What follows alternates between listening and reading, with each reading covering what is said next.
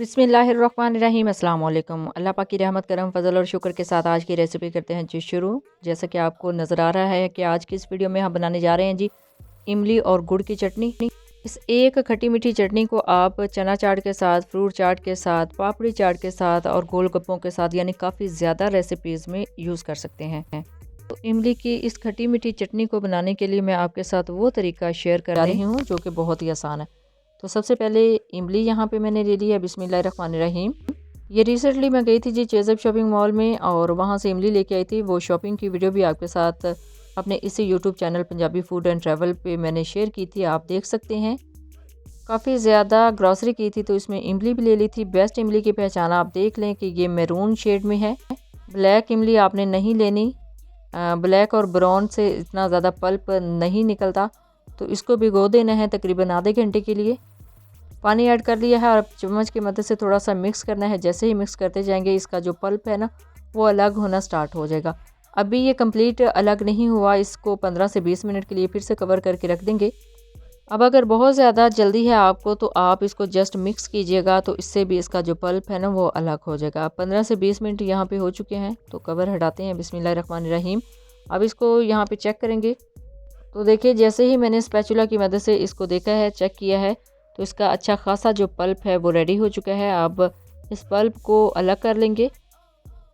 तो यहाँ पे मैंने थोड़े से खुले सुराखों वाला स्ट्रेनर ले लिया है। इसमें इसको छानना यानी इसको स्ट्रेन करना बहुत ही आसान होगा। यानी इस तरह स्ट्रेन करने से ना इसका जो पल्प है वो गुठलियों से अलग हो जाएगा और उसी शेप में हमें पल्प चाहिए। तो देखिए जी अल्हम्दुलिल्लाह पल्प जो है वो बहुत ही अच्छे तरीके से रेडी हो चुका है। अब चाहें तो इसके ऊपर 1 कप पानी डाल के इसको अच्छे से फिर से स्टेन कर सकते हैं। तो देखिए मैंने यहाँ पे पानी भी ऐड किया था और बहुत ही अच्छा जो पल्प है वो रेडी हो गया है। अब इमली की चटनी बनाने के लिए जो जो अज़ा चाहिए वो भी साथ नोट कर लें। लेकिन इमली की चटनी बनाने के लिए पल्प आपने इतना ही पतला रखना है, इसे गाढ़ा नहीं लेना। तो यहाँ पे गुड़ ले लिया है तकरीबन 250 ग्राम इमली थी तो 250 ग्राम गुड़ लिया है, उसको अच्छे से क्रश कर लिया है। 1 इंच का अदरक का टुकड़ा और दालचीनी का टुकड़ा, 2 चुटकी काला नमक और सफ़ेद नमक, 1 टीस्पून ज़ीरा, half tea spoon chaat masala, half tea spoon धड़ा मिर्च। अब इसको साइड पे रखते हैं और चूल्हे पे पैन चढ़ा लेंगे। इसके अंदर ऐड करेंगे 2 टेबलस्पून कुकिंग ऑयल। बिस्मिल्लाहिर्रहमानिर्रहीम। और इसके अंदर ऐड करेंगे 1 टीस्पून ज़ीरा। ज़ीरा ऐड करने के बाद 30 से 40 सेकंड तक जस्ट इसको कड़कड़ाना है। इसका कलर चेंज नहीं होना चाहिए। जैसे ही इसके अंदर से खुशबू आना स्टार्ट हो जाएगी इसके अंदर ऐड कर देंगे इमली का पल्प। तो अल्हम्दुलिल्लाह इसकी भी खुशबू आना स्टार्ट हो गई है तो इसके अंदर ऐड करेंगे इमली का पल्प। बिस्मिल्लाहिर्रहमानिर्रहीम। और देखें कितना अच्छे तरीके से इसके जो नीचे ऑयल था वो गर्म था। अब इमली का पानी ऐड करने के बाद इसको 5 मिनट तक मुसलसल कुक करना है दरमियानी आंच पर, ताकि इसका जो कच्चापन है वो ख़त्म हो जाए। 5 मिनट के बाद इसके अंदर जो मसाला जात हैं बाकी के वो भी ऐड कर देंगे। यहाँ पर अल्हम्दुलिल्लाह 5 मिनट हो चुके हैं और अच्छा खासा ये पक चुका है। इसके अंदर दूसरे मसाला जाता ऐड करेंगे। बिस्मिल्लाहिर्रहमानिर्रहीम। और मसाला जाता ऐड करने के बाद अच्छे से इसको मिक्स करना है। अब 10 से 15 मिनट भी लग सकते हैं अब आगे इसको मज़ीद पकते हुए। मसाला ज़्यादा ऐड करने के बाद 10 मिनट का वेट करना है। 10 मिनट इसको पकने देना है। जैसे ही 10 मिनट हो जाएंगे यानी ये अच्छा खासा कुक हो चुका होगा तो इसके अंदर ऐड करेंगे गुड़।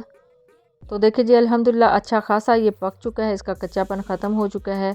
और इसके अंदर ऐड करेंगे गुड़। बिस्मिल्लाहिर्रहमानिर्रहीम। गुड़ को बारीक कश कर लिया था और 4 से 5 टेबलस्पून चीनी। बिस्मिल्लाहिर्रहमानिर्रहीम। और अच्छे से मिक्स करना है ताकि ये नीचे से लगे ना। अब इसको 5 मिनट के लिए अच्छे से कुक करना है। जैसे ही 5 मिनट हो जाएंगे तो इसके अंदर आप ऐड कर सकते हैं सफ़ेद सिरका 1 टीस्पून, ताकि इसकी जो शेल्फ़ लाइफ है वो बढ़ जाए। अब यहाँ पे ना इसके कलर को इन्हेंस करने के लिए इसके अंदर ऐड करेंगे 4 से 5 ड्रॉप्स रेड फूड कलर के। बिस्मिल्लाहिर्रहमानिर्रहीम। और जैसे ही रेड फूड कलर इसके अंदर ऐड हो जाएगा तो इसका जो कलर है वो कम्प्लीटली चेंज हो जाएगा। प्रोफेशनल लेवल पे अगर आप इस तरह की चटनी बनाते हैं ना तो उसके अंदर आपको कलर ज़रूर इस्तेमाल करना चाहिए, इससे इसकी लुक बहुत ही अच्छी आती है। अब यहाँ पे ऐड किया है जी 2 टीस्पून सफ़ेद सिरका। सफ़ेद सिरका ऐड करने से एक तो इसकी शेल्फ़ लाइफ बढ़ जाएगी, आप 3 से 4 माह के लिए इसको स्टोर कर सकते हैं। दूसरे नंबर पे इसके अंदर जो क्रिस्टलाइज हो जाती है ना चीनी या गुड़ वो नहीं होगा। तो बेस्ट रिज़ल्ट के लिए और लॉन्ग लास्टिंग के लिए सफ़ेद सिरका ज़रूर इस्तेमाल कीजिए। अगर सफ़ेद सिरका नहीं है आपके पास तो फिर आप लेमन का रस भी इस्तेमाल कर सकते हैं और इसके अंदर थोड़ी सी 2 चुटकी टाटरी भी ऐड कर सकते हैं। उससे ये होगा कि चीनी और गुड़ जो है ना वो क्रिस्टलाइज नहीं होंगे। अब ये अल्हम्दुलिल्लाह ऑलमोस्ट डन हो चुकी है। फ्लेम को कर दिया है ऑफ़ और इसको रख देंगे रूम टेम्परेचर पे ठंडा होने के लिए। अल्हम्दुलिल्लाह ये ठंडी हो चुकी है और इसको करते हैं जी डिश आउट। बिस्मिल्लाहिर्रहमानिर्रहीम। तो देखें इसकी कंसिस्टेंसी कैसी है, बहुत ही ज़बरदस्त इसका कलर है, बहुत ही ज़बरदस्त इसकी थिकनेस है।